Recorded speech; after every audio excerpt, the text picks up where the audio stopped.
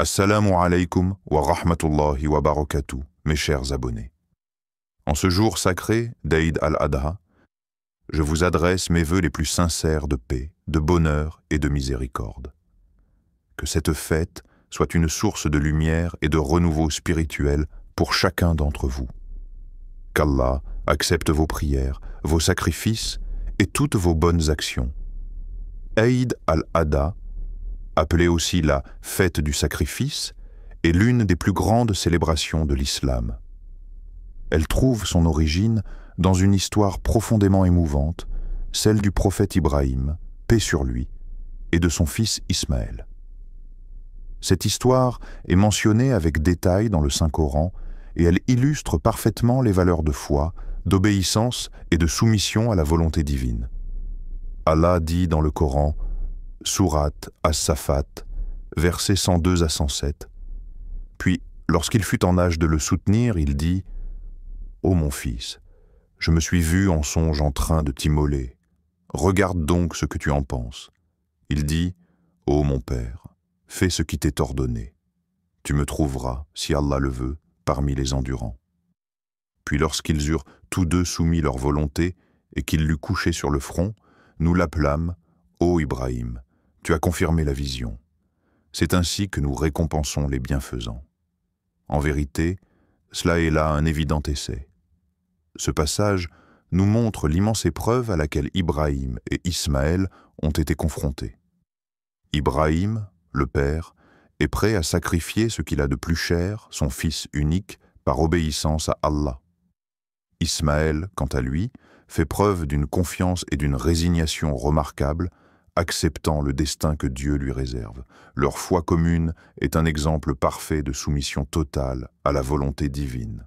Mais dans sa sagesse et sa miséricorde infinie, Allah ne voulait pas réellement que ce sacrifice ait lieu. Il a remplacé Ismaël par un bélier envoyé du ciel, soulignant ainsi que le vrai sacrifice ne réside pas dans le sang versé, mais dans la sincérité et la dévotion du cœur. Le Coran rappelle dans Sourate Al-Hajj, verset 37.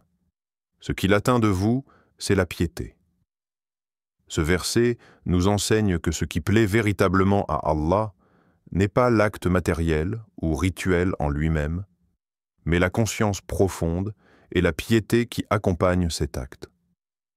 La fête d'Aïd al-Adha est donc une invitation à cultiver la piété, la sincérité et l'humilité dans notre relation avec Dieu. Alors, quel est ce vrai sacrifice?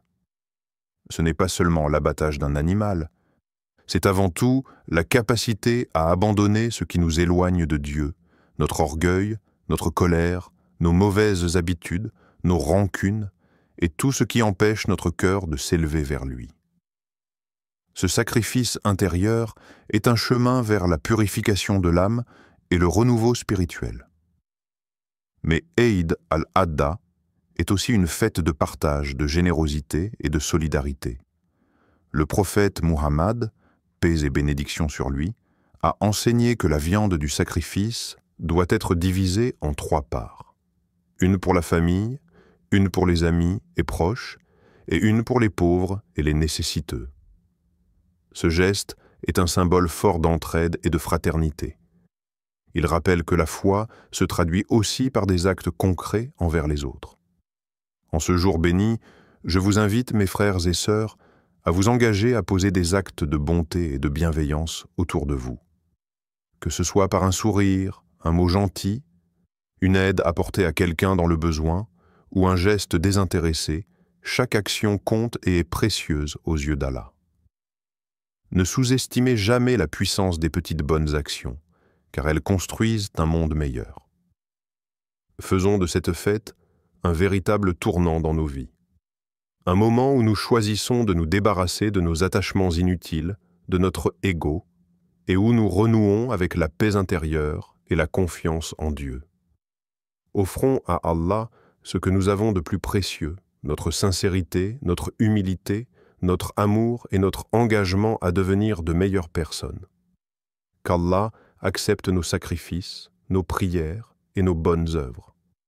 Qu'il illumine nos cœurs, qu'il apaise nos âmes et qu'il guide chacun de nous sur le droit chemin. Eid Moubarak à vous tous, mes chers abonnés. Que cette fête soit une source de bénédiction infinie pour vous et vos familles. N'hésitez pas à partager ce message autour de vous pour que le message d'espoir, de foi et de bonté se propage largement. Ensemble, construisons une communauté plus unie, plus forte et plus proche d'Allah.